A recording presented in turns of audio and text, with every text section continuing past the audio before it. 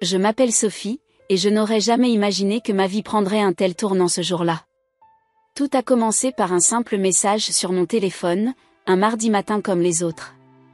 J'étais en train de préparer le petit déjeuner pour mon mari, Pierre, quand j'ai entendu la sonnerie caractéristique d'un nouveau message. Tiens, c'est étrange, ai-je pensé en voyant le nom de ma belle-mère, Elisabeth, s'afficher sur l'écran. Elisabeth et moi n'avions jamais été proches. En fait, depuis mon mariage avec Pierre il y a 3 ans, nos interactions s'étaient limitées à des échanges polis mais froids lors des réunions familiales obligatoires. Le message disait « Sophie, j'aimerais vous inviter à dîner ce vendredi soir au restaurant Le Château d'Or. Pierre n'est pas convié. J'espère que vous pourrez vous libérer. Elisabeth. » J'ai dû relire le message plusieurs fois pour m'assurer que je ne rêvais pas. Le Château d'Or était l'un des restaurants les plus prestigieux et luxueux de Paris. On disait que même les célébrités devaient attendre des mois pour y avoir une table. Et voilà que ma belle-mère, qui ne m'avait jamais adressé plus de 2 phrases consécutives, m'invitait à y dîner. Sans Pierre. Chérie, ai-je appelé, tu ne devineras jamais ce qui vient de se passer. Pierre est entré dans la cuisine, sa cravate encore dénouée autour du cou. Qu'est-ce qu'il y a, mon amour ? Je lui ai tendu mon téléphone, le laissant lire le message lui-même. Ses sourcils se sont froncés de confusion. C'est inattendu, a-t-il dit lentement. Tu vas y aller ? J'ai hésité. D'un côté, l'idée de passer une soirée seule avec Elisabeth me terrifiait. Nos rares interactions passées avaient toujours été tendues, et je sentais qu'elle ne m'avait jamais vraiment acceptée comme la femme de son fils. Mais d'un autre côté, c'était peut-être l'occasion que j'attendais depuis si longtemps. Une chance de briser la glace, de créer un lien avec cette femme qui semblait me détester sans raison. Je pense que je devrais y aller, ai-je finalement dit. Peut-être qu'elle veut faire un effort pour nous rapprocher. Pierre a hoché la tête, mais je pouvais voir l'inquiétude dans ses yeux. Sois prudente, d'accord ? Ma mère peut être difficile parfois. Les jours suivants ont été un tourbillon d'anxiété et d'anticipation. J'ai passé des heures à choisir la tenue parfaite, optant finalement pour une robe noire élégante que Pierre m'avait offerte pour notre anniversaire.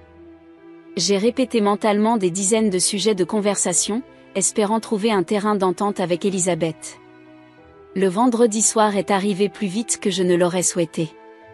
Alors que je me tenais devant le miroir, ajustant une dernière fois ma coiffure, Pierre m'a enlacée par derrière. « Tu es magnifique », a-t-il murmuré. « N'oublie pas, quoi qu'il arrive ce soir, je t'aime. » Ces paroles m'ont réchauffé le cœur, mais elles ont aussi ravivé mon appréhension. Pourquoi avait-il l'air si inquiet ? Savait-il quelque chose que j'ignorais ?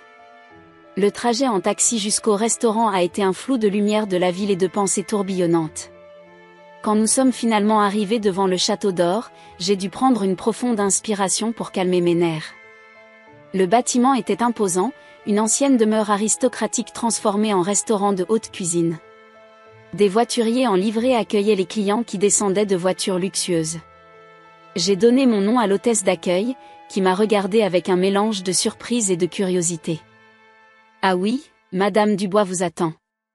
Veuillez me suivre, s'il vous plaît. » Alors que nous traversions la salle à manger principale, j'ai été frappé par l'opulence des lieux.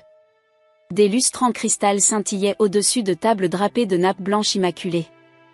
L'air était empli du tintement délicat des couverts en argent et du murmure feutré des conversations. Et puis je l'ai vue. Elisabeth était assise seule à une table, son dos droit comme un i, ses cheveux gris impeccablement coiffés. Quand nos regards se sont croisés, j'ai cru voir un éclair d'émotion traverser son visage. Était-ce de la surprise ? Du regret ? De la colère ? Mais en un instant, son expression est redevenue impassible. « Bonsoir, Sophie », a-t-elle dit d'une voix neutre alors que je m'approchais de la table. « Je suis heureuse que vous ayez pu venir. »« Bonsoir, Elisabeth », ai-je répondu, essayant de garder ma voix stable. « Merci pour l'invitation. C'est un endroit magnifique. » Elle a fait un geste de la main, comme si la splendeur du restaurant n'était qu'un détail insignifiant. « Asseyez-vous, je vous en prie. » Alors que je prenais place en face d'elle, j'ai remarqué que la table était dressée pour 2 personnes seulement. Une partie de moi avait espéré que d'autres membres de la famille seraient présents pour atténuer la tension, mais il semblait que nous serions seuls. Un silence inconfortable s'est installé alors que nous examinions les menus.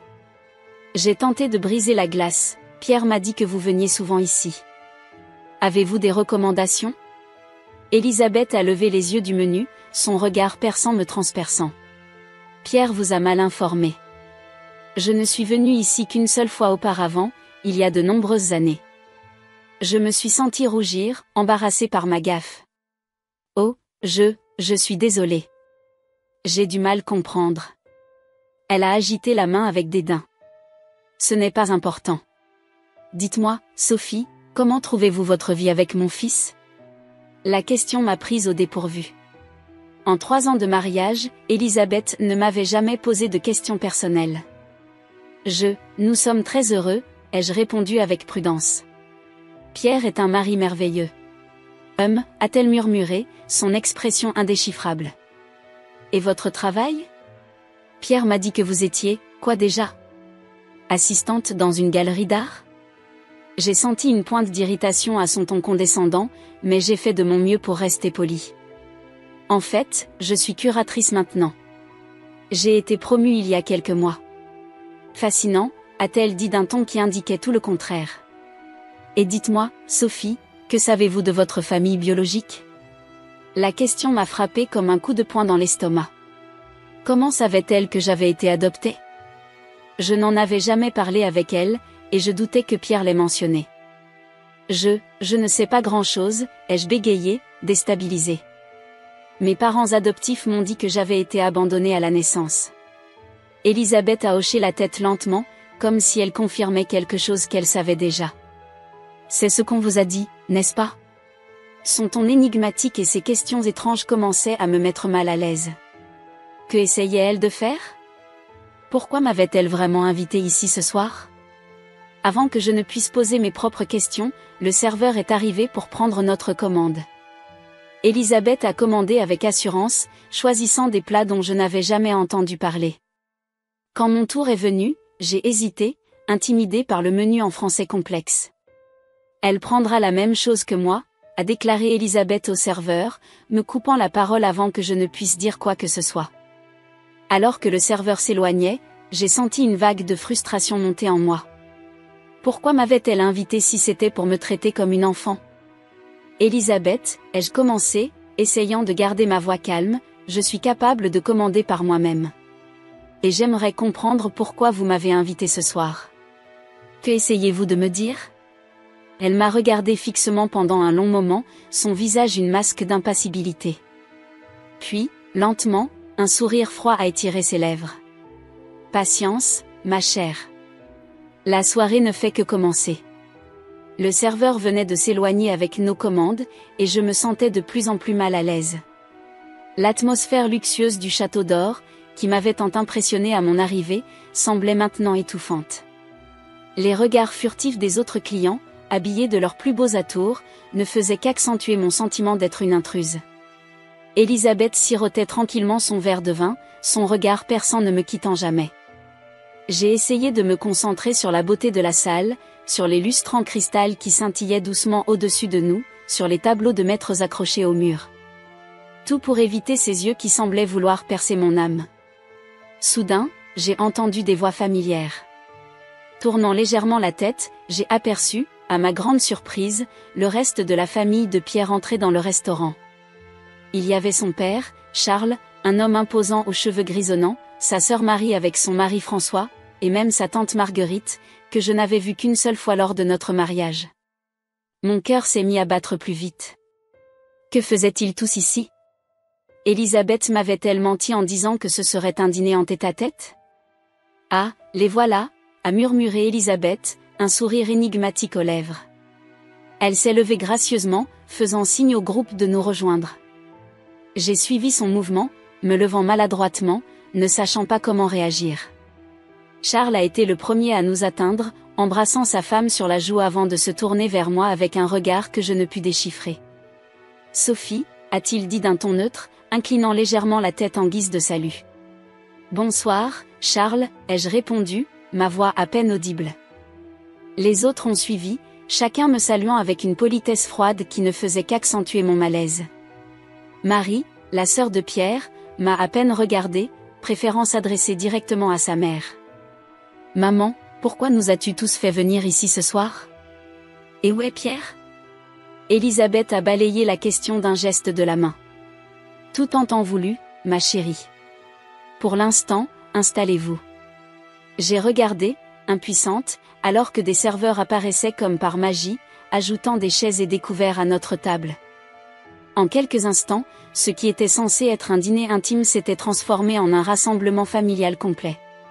Et j'étais là, au milieu de tout ça, me sentant plus que jamais comme une étrangère. Alors que tout le monde s'installait, j'ai remarqué avec un pincement au cœur qu'il n'y avait pas de place prévue pour moi. J'étais restée debout, figée, ne sachant pas quoi faire. « Oh, Sophie », a dit Elisabeth d'un ton faussement surpris, « il semble que nous n'ayons pas assez de place. Peut-être pourriez-vous demander au serveur une chaise supplémentaire ?» Les regards de toute la famille se sont tournés vers moi, certains curieux, d'autres clairement amusés par ma situation inconfortable. J'ai senti mes joues brûler de honte alors que je me dirigeais vers un serveur pour lui demander une chaise. Quand je suis revenue, une chaise à la main, j'ai dû me faufiler maladroitement entre les autres convives pour trouver une place au bout de la table, loin d'Elisabeth qui présidait à l'autre extrémité. La conversation a repris autour de moi, mais j'avais l'impression d'être invisible. Ils parlaient de personnes que je ne connaissais pas, d'événements auxquels je n'avais pas assisté, de souvenirs que je ne partageais pas. De temps en temps, quelqu'un me jetait un regard, comme s'il se rappelait soudain ma présence, avant de retourner à leur discussion. J'ai essayé plusieurs fois de m'intégrer à la conversation. « Marie, comment vont les enfants ?» ai-je demandé à un moment donné, espérant trouver un sujet commun. Elle m'a regardé avec surprise, comme si elle avait oublié que j'étais là. « Ils vont bien ?» a-t-elle répondu sèchement avant de se tourner immédiatement vers sa tante Marguerite pour reprendre leur conversation précédente. Le repas a commencé à arriver, plat après plat d'une cuisine raffinée que je pouvais à peine apprécier tant mon estomac était noué. J'ai remarqué que mon assiette était légèrement différente de celle des autres, comme si on m'avait servi une version simplifiée du menu. « Alors, Sophie ?» a soudain lancé Charles d'une voix forte, attirant l'attention de toute la table, « comment trouvez-vous le travail dans une galerie d'art ? Ça doit être intéressant de regarder des tableaux toute la journée. » Son ton condescendant était évident, et j'ai vu plusieurs membres de la famille échanger des regards amusés. J'ai pris une profonde inspiration, essayant de garder mon calme. En fait, mon travail implique beaucoup plus que simplement regarder des tableaux, ai-je commencé, tentant d'expliquer les complexités de mon rôle de curatrice. Mais avant que je ne puisse continuer, Elisabeth m'a coupé. « Oh, ne soyez pas modeste, Sophie. Je suis sûre que c'est un travail très divertissant. Maintenant, Charles, raconte-nous comment se passe ce nouveau projet à l'international. » Et juste comme ça, j'étais à nouveau exclue de la conversation. J'ai baissé les yeux sur mon assiette, jouant avec ma nourriture plus que je ne la mangeais. Comment Pierre pouvait-il être issu d'une famille aussi froide et méprisante ? Et pourquoi m'avait-il fait venir ici ce soir si c'était pour m'ignorer et me rabaisser ? Au fur et à mesure que la soirée avançait, je me sentais de plus en plus mal à l'aise. Chaque fois que j'essayais de parler, quelqu'un me coupait la parole ou détournait la conversation. Les regards que me lançait Elisabeth étaient indéchiffrables, mêlant curiosité et quelque chose qui ressemblait presque à de la pitié. À un moment donné, alors que le dessert était servi, j'ai entendu Marie murmurer à François, « Je ne comprends toujours pas pourquoi elle est là. Ce n'est pas comme si elle faisait vraiment partie de la famille. » Ces mots m'ont frappé comme un coup de poignard. J'ai senti les larmes me monter aux yeux, mais je me suis forcée à les retenir. Je ne leur donnerai pas la satisfaction de me voir pleurer. J'ai jeté un coup d'œil à mon téléphone, espérant désespérément voir un message de Pierre, une explication, n'importe quoi. Mais l'écran restait désespérément vide. Alors que je contemplais l'idée de m'excuser et de partir, prétextant un mal de tête ou une urgence quelconque, Elisabeth s'est soudainement levée, attirant l'attention de tous. « Mes chers », a-t-elle annoncé, « j'ai une annonce importante à faire. La raison pour laquelle je nous ai tous réunis ici ce soir. » Son regard s'est posé sur moi, et j'ai senti un frisson me parcourir. Que allait-elle dire ? Pourquoi avait-elle orchestré tout cela ? Mais avant qu'elle ne puisse continuer, un mouvement près de l'entrée du restaurant a attiré mon attention. J'ai tourné la tête et mon cœur a fait un bond dans ma poitrine. C'était Pierre. Il se tenait là, l'air confus et inquiet, scrutant la salle à la recherche de quelque chose, ou de quelqu'un. Quand nos regards se sont croisés, j'ai vu son visage se décomposer. En un instant, il était à mes côtés.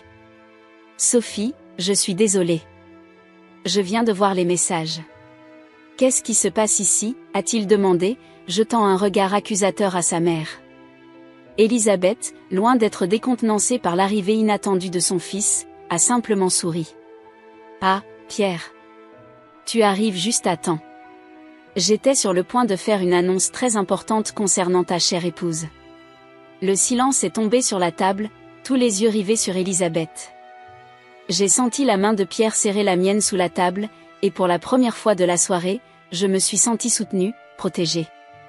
Mais alors qu'Elisabeth ouvrait la bouche pour continuer, un homme que je n'avais jamais vu auparavant s'est approché de notre table. Grand, distingué, il dégageait une aura d'autorité qui a immédiatement capté l'attention de tous. Elisabeth s'est tournée vers lui, un sourire triomphant aux lèvres. « Ah, te voilà enfin. Laissez-moi vous présenter. » L'arrivée de cet homme mystérieux a semblé suspendre le temps dans la salle.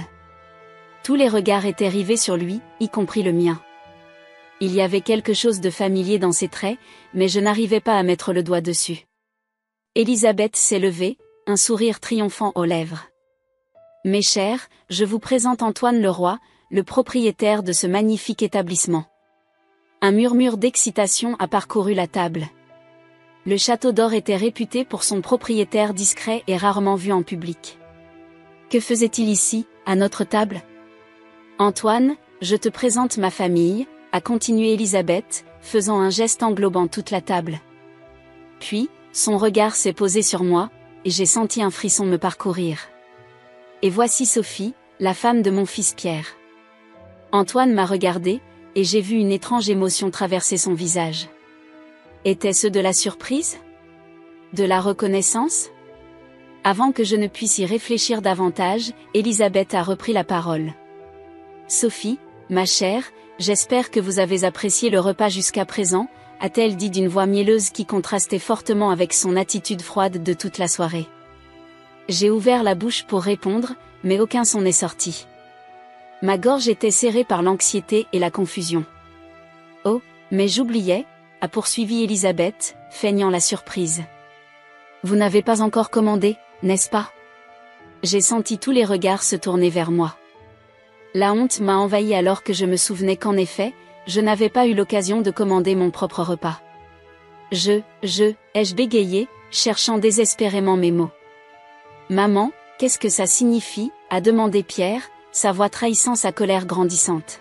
« Pourquoi Sophie n'a-t-elle pas pu commander ?» Elisabeth a ignoré son fils, se tournant plutôt vers le serveur qui se tenait discrètement à proximité. « Pourriez-vous apporter un menu à mademoiselle ? » Il semble qu'elle ait été oubliée. Le serveur, visiblement mal à l'aise, s'est empressé d'obéir. En quelques secondes, un menu luxueux a été placé devant moi. Mais alors que je m'apprêtais à l'ouvrir, Elisabeth m'a devancé. « Oh, mais attendez », a-t-elle dit, sa voix dégoulinante de fausses préoccupations. « Sophie, ma chère, vous devez être affamée après avoir attendu si longtemps. Permettez-moi de commander pour vous. » Avant que je ne puisse protester, elle s'est tournée vers le serveur. Elle prendra le steak tartare en entrée, suivi du homard thermidor. Et pour le dessert, le soufflé au grand marnier. Le serveur a hoché la tête et s'est éloigné rapidement, visiblement soulagé d'échapper à la tension palpable qui régnait à notre table. « Maman, » a grondé Pierre, « ça suffit. Qu'est-ce que tu essaies de prouver ?» Elisabeth a regardé son fils avec un mélange de pitié et de condescendance. « Oh, Pierre, mon chéri. J'essaie simplement de montrer à ta chère épouse ce que signifie vraiment faire partie de notre famille. N'est-ce pas, Sophie ?» J'ai senti mon visage brûler de honte et de colère. Comment osait-elle me traiter ainsi ? Comment osait-elle prendre ses décisions pour moi, me rabaisser devant toute sa famille et un étranger ? Je peux commander pour moi-même, ai-je finalement réussi à articuler, ma voix tremblante mais déterminée. Un silence glacial est tombé sur la table. Même Antoine, le propriétaire du restaurant, semblait mal à l'aise face à la scène qui se déroulait devant lui. Elisabeth m'a fixé pendant ce qui m'a semblé être une éternité, son regard froid et calculateur. Puis, lentement, un sourire cruel a étiré ses lèvres. « Oh, vraiment ?» a-t-elle dit d'une voix doucereuse. « Alors, dites-moi, Sophie, connaissez-vous la différence entre un château Margaux et un Pétrus? Savez-vous comment on prépare un véritable foie gras? Avez-vous déjà goûté à un caviar beluga authentique? » Chaque question était comme un coup de poignard, mettant en évidence mon manque de connaissances dans ce monde de luxe et de raffinement. J'ai senti les larmes me monter aux yeux, mais j'ai refusé de les laisser couler. « Non », ai-je répondu, ma voix à peine plus forte qu'un murmure. « Non, je ne sais pas tout ça. » Elisabeth a eu un petit rire méprisant. « Bien sûr que non. Comment le pourriez-vous?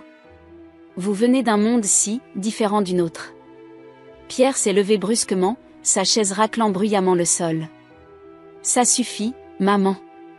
Je ne te laisserai pas traiter ma femme de cette façon. » Mais Elisabeth semblait être sur sa lancée, ignorant complètement la colère de son fils. « Vous savez, Sophie, quand Pierre nous a annoncé qu'il allait épouser une simple assistante de galerie, nous étions, disons, sceptiques. Mais nous avons décidé de vous donner une chance. Après tout, l'amour triomphe de tout, n'est-ce pas? » Elle a fait une pause, son regard balayant la table, s'assurant qu'elle avait l'attention de tous. « Mais après 3 ans, force est de constater que vous n'avez fait aucun effort pour vous intégrer à notre monde. Vous restez, comment dire, une étrangère. » J'ai senti mon cœur se briser à ces mots. Toutes ces années, j'avais essayé si fort de m'intégrer, de plaire à cette famille qui semblait me rejeter à chaque tournant. Et voilà qu'Elisabeth balayait tous mes efforts d'un revers de main, me réduisant à une simple intruse. J'ai essayé, ai-je murmuré, ma voix se brisant. Essayer, a répété Elisabeth, son ton moqueur. Ma chère, essayer ne suffit pas dans notre monde. Soit on est à la hauteur, soit on n'est rien. Antoine, qui était resté silencieux jusqu'à présent, a fait un pas en avant. Elisabeth, je pense que cela suffit. Ce n'est ni le lieu ni le moment pour. Mais Elisabeth l'a coupé d'un geste de la main. Non, Antoine. Elle doit comprendre. Elle doit savoir qu'elle n'a pas sa place ici. Ces mots ont été la goutte d'eau qui a fait déborder le vase. Toute la frustration, la colère et la douleur que j'avais accumulées au fil des ans ont explosé en moi. « Comment osez-vous » ai-je crié, me levant à mon tour. « Comment osez-vous me juger ainsi? Vous ne me connaissez même pas. Vous n'avez jamais essayé de me connaître. » Ma voix résonnait dans le restaurant soudain silencieux. Tous les clients avaient cessé leur conversation pour nous regarder. Mais à ce moment-là, je m'en fichais. J'ai peut-être grandi dans un monde différent du vôtre, mais au moins, j'ai appris la compassion, la gentillesse et le respect. Des qualités qui semblent vous faire cruellement défaut, Elisabeth. J'ai vu le choc sur le visage d'Elisabeth. Clairement, elle ne s'attendait pas à ce que je riposte. Les autres membres de la famille semblaient également stupéfaits, leur regard passant de moi à Elisabeth avec incrédulité. Pierre s'est approché de moi, posant une main réconfortante sur mon épaule. « Sophie a raison, maman. Tu es allée trop loin. Je ne permettrai pas que ma femme soit traitée de cette façon, même par toi. » Elisabeth a ouvert la bouche pour répondre, mais Antoine l'a devancée. « Je pense qu'il est temps de mettre fin à cette soirée, » a-t-il dit d'une voix ferme. « Je ne tolérerai pas ce genre de comportement dans mon établissement, peu importe qui vous êtes, Elisabeth. » Un silence pesant est tombé sur la table. J'ai senti les regards de tous les clients du restaurant sur nous, et la honte m'a de nouveau envahi. Mais cette fois, ce n'était pas pour moi que j'avais honte, c'était pour cette famille qui prétendait être si raffinée mais qui se comportait de manière si cruelle. « Viens, Sophie, » a dit Pierre doucement.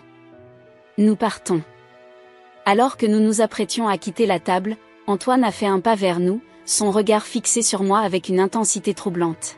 « Attendez, » a-t-il dit.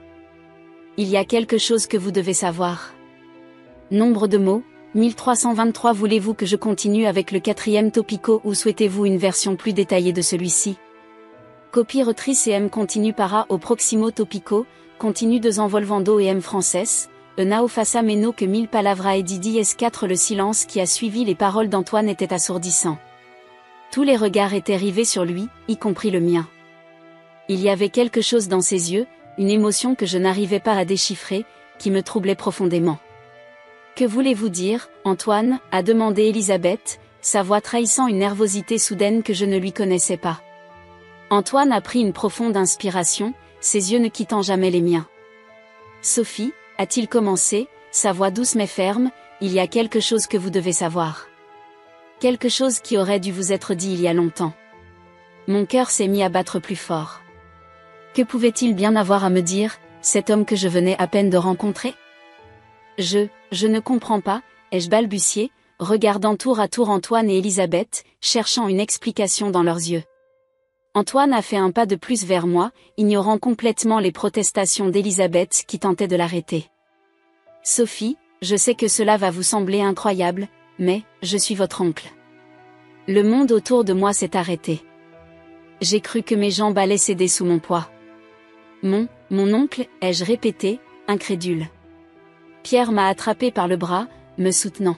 « Qu'est-ce que ça veut dire ?» a-t-il demandé, sa voix mêlant confusion et colère. Antoine a hoché la tête, son regard rempli de regret et de tristesse. « Votre mère, Sophie, était ma sœur. Elle est décédée peu après votre naissance. J'ai essayé de vous retrouver pendant des années, mais... » « Non » a crié Elisabeth, se levant brusquement. « Antoine, tu avais promis de ne jamais en parler. » Tout le restaurant était maintenant silencieux, tous les yeux rivés sur notre table. Mais je n'y prêtais plus attention. Mon monde venait de basculer. « Vous saviez ?» ai-je demandé à Elisabeth, ma voix à peine plus forte qu'un murmure. « Vous saviez qui j'étais depuis le début ?» Elisabeth a eu au moins la décence de paraître gênée. « Sophie, vous devez comprendre. Quand Pierre nous a parlé de vous, j'ai tout de suite fait le lien. Mais je ne pouvais pas, je ne voulais pas croire que c'était vraiment vous.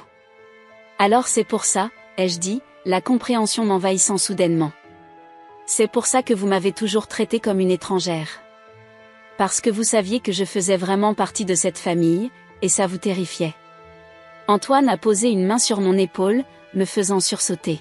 « Sophie, je suis tellement désolée. J'aurais dû vous dire la vérité dès que je vous ai vu. Mais Elisabeth m'a fait promettre de garder le secret. Elle disait que c'était mieux ainsi, que cela éviterait de remuer le passé. » J'ai regardé autour de moi, observant les visages choqués des membres de la famille de Pierre. Ils ne savaient rien non plus, réalisais-je. Elisabeth avait gardé ce secret pour elle seule, manipulant tout le monde. « Pourquoi ?» ai-je demandé, me tournant vers Elisabeth. « Pourquoi m'avoir caché tout ce temps ? Pourquoi m'avoir traité si cruellement ?» Elisabeth a baissé les yeux, pour la première fois de la soirée semblant perdre de sa superbe. « Vous ne comprenez pas ?» a-t-elle murmuré. « Votre mère, ma sœur, elle a tout quitté pour vivre sa vie loin de nous. Elle a renoncé à tout ce que nous représentions. Et puis, quand elle est morte, laissant derrière elle un bébé. Je ne pouvais pas supporter l'idée que vous reveniez dans nos vies, un rappel constant de ce que nous avions perdu.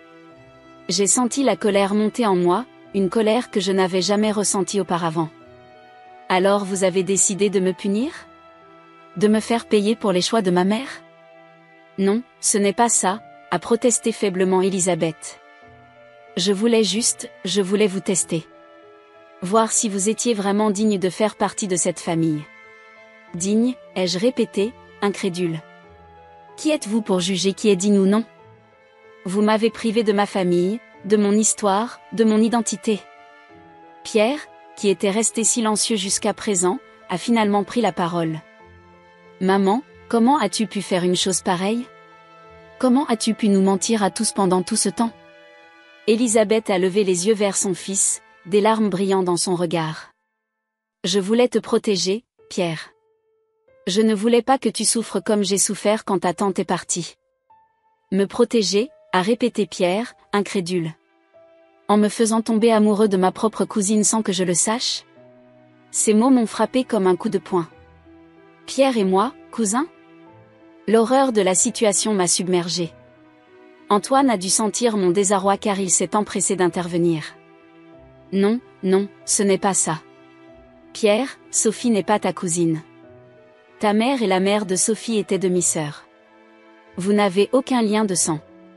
Un soulagement immense m'a envahi, mais il a été rapidement remplacé par une nouvelle vague de colère. Tout ça pour ça, ai-je murmuré. Toutes ces années de rejet, de mépris, de cruauté, pour rien. J'ai regardé autour de moi, observant les visages choqués et confus des membres de la famille.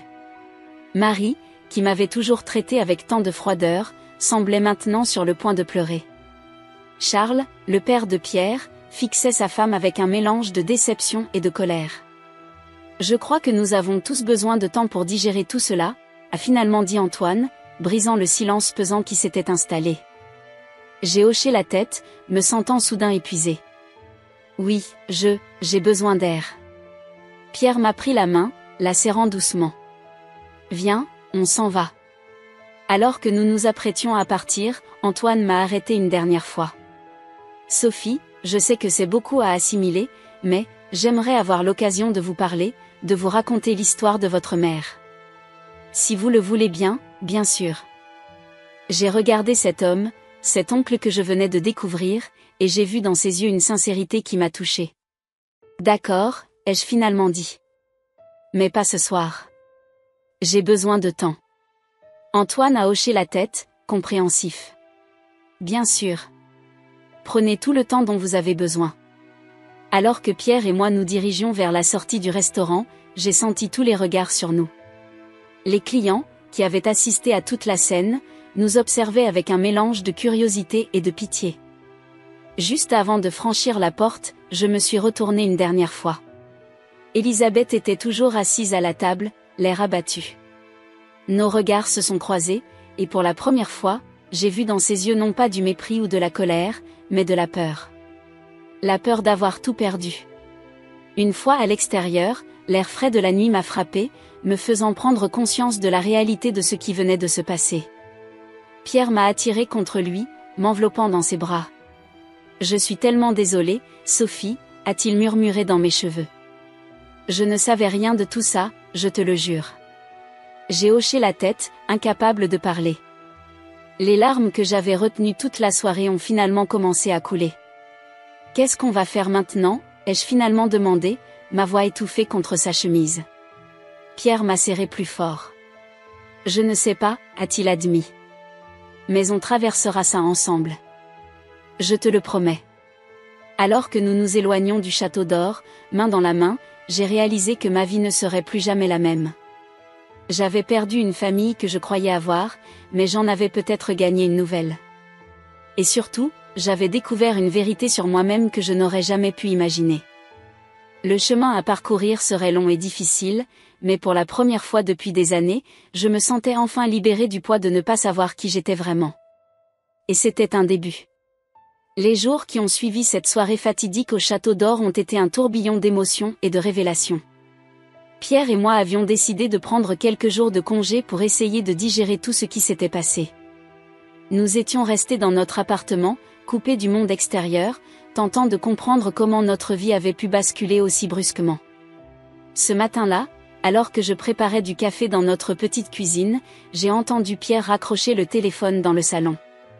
Il est entré dans la cuisine, l'air grave. « C'était Antoine », a-t-il dit doucement. « Il aimerait nous rencontrer aujourd'hui. Il dit qu'il a des choses importantes à nous dire, à te dire. » J'ai senti mon cœur s'accélérer. Depuis cette fameuse soirée, je n'avais cessé de penser à Antoine, à ma mère, à cette famille que je n'avais jamais connue. J'avais tant de questions, mais j'avais aussi peur des réponses. « D'accord », ai-je finalement répondu, ma voix à peine plus forte qu'un murmure. « Où veut-il nous rencontrer ? » « Il nous invite chez lui », a répondu Pierre. « Il dit que c'est plus personnel. » Quelques heures plus tard, nous nous sommes retrouvés devant une magnifique maison de ville dans l'un des quartiers les plus chics de Paris. Antoine nous attendait sur le perron, l'air nerveux mais souriant. « Sophie, Pierre », nous a-t-il accueillis chaleureusement. « Je suis si heureux que vous ayez accepté de venir. » Il nous a conduits à l'intérieur, dans un salon élégamment décoré. Sur une table basse, j'ai remarqué un vieux album photo et quelques boîtes qui semblaient contenir des documents. J'ai passé ces derniers jours à rassembler tout ce que je pouvais trouver sur votre mère, Sophie, a expliqué Antoine en nous invitant à nous asseoir. Je pense qu'il est temps que vous connaissiez toute l'histoire. Il a ouvert l'album photo et m'a tendu une photo jaunie par le temps. J'ai retenu mon souffle en voyant le visage souriant d'une jeune femme qui me ressemblait étrangement. C'est elle, ai-je murmuré, les larmes aux yeux. C'est ma mère. Antoine a hoché la tête, un sourire triste aux lèvres. Oui, c'est Amélie. Votre mère était extraordinaire. Pleine de vie, de passion. Elle avait un don pour voir la beauté dans les choses les plus simples. Il a pris une profonde inspiration avant de continuer. Amélie et moi, nous avons grandi dans une famille très traditionnelle. Nos parents avaient des attentes très précises pour nous. Mais Amélie, elle a toujours voulu plus. Elle rêvait de liberté, d'aventure. J'ai écouté, fasciné, alors qu'Antoine déroulait l'histoire de ma mère. Comment elle avait défié les conventions familiales pour poursuivre sa passion pour l'art. Comment elle était tombée amoureuse d'un jeune artiste bohème, mon père. Vos grands-parents étaient furieux, a expliqué Antoine. Ils ont menacé de la déshériter si elle ne revenait pas à la raison. Mais Amélie était têtue. Elle a choisi l'amour plutôt que l'argent et le statut social. Je sentais les larmes couler sur mes joues, mais je ne cherchais pas à les essuyer. Pour la première fois de ma vie, j'avais l'impression de vraiment connaître ma mère. Que s'est-il passé ensuite, ai-je demandé, avide d'en savoir plus. Antoine a poussé un soupir. Amélie et votre père ont vécu quelques années heureuses. Ils voyageaient, peignaient, vivaient leur passion. Et puis, vous êtes nés. Il a marqué une pause, semblant chercher ses mots. Amélie était aux anges. Elle m'envoyait des lettres remplies de joie, me parlant de vous, de vos premiers sourires, de vos premiers pas. Mais j'ai senti mon cœur se serrer. Je savais que nous approchions de la partie difficile de l'histoire. Il y a eu un accident, a finalement dit Antoine, sa voix se brisant légèrement. Votre père, il est mort dans un accident de voiture alors qu'Amélie était enceinte de vous. Elle était dévastée, mais elle était déterminée à vous offrir la meilleure vie possible. J'ai serré la main de Pierre, cherchant du réconfort. Il m'a attiré contre lui, me permettant de pleurer silencieusement sur son épaule. Après votre naissance, Amélie a essayé de renouer avec la famille, a poursuivi Antoine. Elle espérait que vos grands-parents s'adouciraient en vous voyant. Mais ils l'ont rejetée, ai-je deviné, sentant la colère monter en moi. Antoine a hoché tristement la tête. Oui. Ils ont refusé de la voir, de vous voir. Amélie était brisée. Elle est tombée dans une profonde dépression. Il a sorti une lettre d'une des boîtes. C'est la dernière lettre qu'elle m'a écrite, a-t-il dit en me la tendant. Elle savait qu'elle était malade, qu'elle n'avait plus beaucoup de temps. Elle m'a demandé de veiller sur vous, de m'assurer que vous auriez une bonne vie. Mes mains tremblaient alors que je lisais les derniers mots de ma mère. Son amour pour moi transparaissait dans chaque ligne, ainsi que sa peur de me laisser seule dans ce monde. Mais, pourquoi ne m'avez-vous pas prise avec vous, ai-je demandé, levant les yeux vers Antoine. Il a baissé les yeux, honteux. J'ai essayé, Sophie. Croyez-moi, j'ai essayé. Mais à l'époque, j'étais jeune, à peine sortie de l'université. Je n'avais pas les moyens de m'occuper d'un bébé. Et nos parents, ils ont menacé de me couper les vivres si je vous prenais avec moi. J'ai senti la colère monter en moi. Alors vous m'avez abandonné ? Antoine a secoué vigoureusement la tête. Non, jamais. J'ai fait en sorte que vous soyez placé dans une bonne famille d'accueil. J'ai suivi votre parcours de loin, m'assurant que vous ne manquiez de rien. Mais je n'ai jamais eu le courage de me manifester, de bouleverser votre vie. Et puis, quand j'ai enfin réussi à me libérer de l'emprise de nos parents, à construire ma propre vie, je vous avais perdu de vue. Il y a eu un long silence alors que j'assimilais toutes ces informations. Ma vie entière, tout ce que je croyais savoir sur moi-même, venait d'être remis en question. Et Elisabeth, a demandé Pierre, brisant le silence. Comment a-t-elle découvert la vérité ? Antoine a soupiré. Elisabeth a toujours été perspicace. Quand Pierre lui a parlé de vous, Sophie, elle a fait des recherches. Elle a découvert la vérité, mais au lieu de la révéler, elle a décidé de vous tester. J'ai secoué la tête, incrédule. Me tester? En me traitant comme une paria pendant des années? Je sais que ce n'est pas une excuse, a dit Antoine doucement. Mais Elisabeth a toujours eu du mal à gérer ses émotions. Voir en vous le rappel de sa sœur perdue, ça l'a profondément perturbée. J'ai pris une profonde inspiration, essayant de calmer le tourbillon d'émotions qui m'envahissait. Colère, tristesse, confusion, tout se mélangeait en moi. Qu'est-ce qui se passe maintenant? Ai-je finalement demandé, regardant tour à tour Pierre et Antoine. Antoine s'est penché vers moi, prenant doucement ma main. Maintenant, Sophie, c'est à vous de décider. Je sais que tout cela est beaucoup à assimiler, mais j'aimerais avoir la chance de faire partie de votre vie. De rattraper le temps perdu, si vous le voulez bien.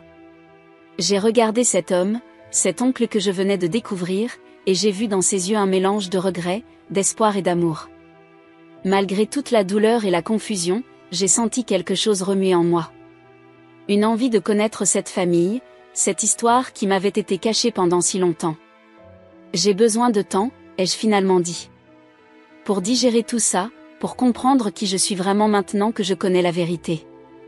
Antoine a hoché la tête, compréhensif. Bien sûr. Prenez tout le temps dont vous avez besoin. Je serai là quand vous serez prête. Alors que nous nous apprêtions à partir, Antoine m'a tendu une petite boîte. C'était à votre mère, a-t-il expliqué. Je pense qu'elle aurait voulu que vous l'ayez. J'ai ouvert la boîte avec des mains tremblantes pour y découvrir un délicat pendentif en forme de palette de peintre. C'était comme si un morceau de ma mère, de mon histoire, venait enfin de me revenir.